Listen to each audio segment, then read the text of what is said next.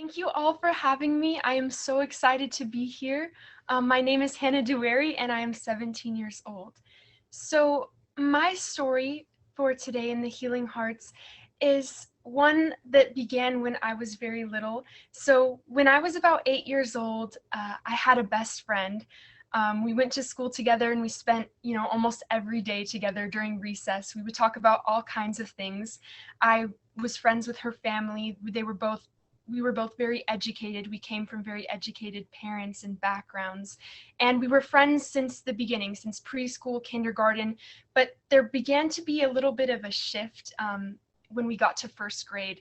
I was noticing that she would sometimes pull back a little bit. We would talk about anything, when we hung out, even religion, our backgrounds, where we came from.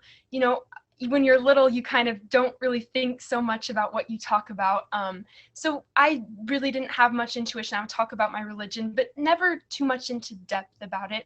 But one day I remember distinctly, we were, pretending that we were mystery solvers, detectives, and we were like prodding at a dead gopher with a stick. And out of nowhere, she told me that we couldn't be friends anymore. And I asked her, I said, why can't we be friends? And the only, reason that she gave me was because I was a Muslim and she was a Christian. And she said, we can't be friends anymore. My family is taught that, I cannot be friends with sinners. And I came home that day feeling very, confused and rejected. I asked my parents why my friend, ended our friendship over religion. And my parents tried to explain to my first grade mind that, some religions and not Christianity as a whole, but some kinds of Christians and some religions do believe that there's only one way to heaven and one way to paradise. And if you are a part of a different religion and you can't make it there, and if they're not going to follow that specific religion, there's, almost no point in engaging with them. And so I struggled with this because I couldn't understand, we were friends, we had been friends for a couple years before that, and she had cut it off because of my religion.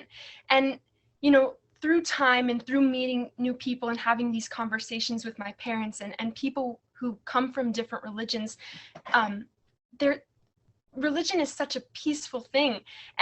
And through learning more about religions, you find out how amazing these people are, what their beliefs are, and how this shapes their morals and how they treat the people around them. And so I came to the conclusion that, this wasn't her, her opinions and stuff like that. This was what she was being taught from her parents and her leaders and her work, the people that she worshiped and the people that she finds information from at such a young age. And what we don't know seems to scare us. If you don't know about a religion, you do not know about a group of people, and the only sources of information that you are getting about a certain group of people is from the media outlets or what is the status quo, which could in many ways be the false narrative.